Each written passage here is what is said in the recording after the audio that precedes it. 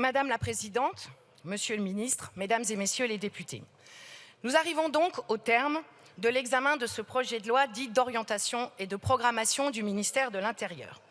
Il nous a occupé quelques dizaines d'heures, témoignant évidemment des enjeux forts de ce sujet.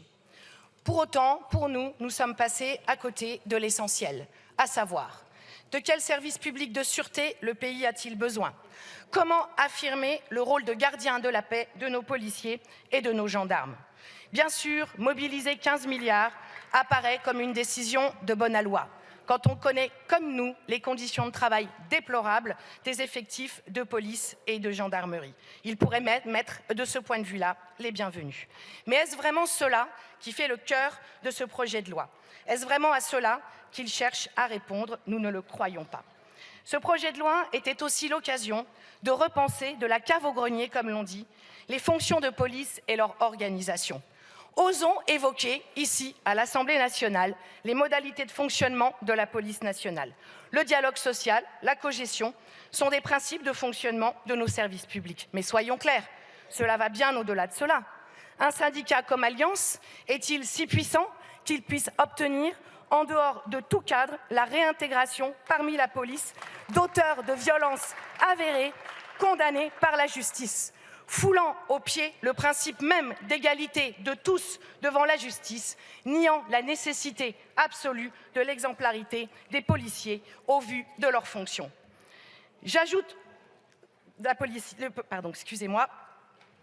aussi à cela, pour ce qui concerne l'organisation de nos services de police, la position de certaines directions ou de certains commissaires empêtrés dans les statistiques de par les consignes que vous leur imposez, Monsieur le ministre de l'Intérieur, à tel point qu'ils n'arrivent même plus à mesurer les conditions d'exercice sur le terrain. Ainsi, les effectifs sur le terrain se sentent souvent abandonnés, livrés à eux-mêmes. Monsieur Darmanin, pourquoi ces questions, entre autres d'organisation de la police, ne sont-elles jamais évoquées ici dans ce projet de loi, comme ailleurs d'ailleurs? Il nous fallait traiter sérieusement la question des relations police-population et la priorisation de certains délits sur les autres. En ce qui concerne les équipements, j'y reviens. Drones, exosquelettes, caméras en tout genre, voilà ce qui est proposé. Pour ce qui est du matériel, les policiers, sans nul doute, se contenteraient de gilets pare-balles efficaces et non usagés, de véhicules en bon état, de commissariats tous rénovés, de lieux de garde à vue qui soient dignes et par là même reflétant leurs propres fonctions. Aussi nécessaire que soit l'amélioration sensible des conditions matérielles d'exercice, cela n'est pas suffisant pour répondre au malaise profond qui étreint aujourd'hui la police nationale. Ils sont fonctionnaires, acteurs du service public. En tant que tels, nous leur devons protection, ce qui suppose de penser différemment leur rapport à la population. Dans ces conditions d'équipement, de développement de la technopolice, point ne sera question d'apaiser les relations avec la population. Tous ces équipements modernes, au contraire, joueront finalement un rôle d'écran entre eux et la population, déshumaniseront davantage encore le rapport police-population. Rien n'est fait contre le contrôle au faciès, pourtant avéré, qu'on le veuille ou non, par des études comme celle du sociologue Fabien Jobard. L'élargissement majeur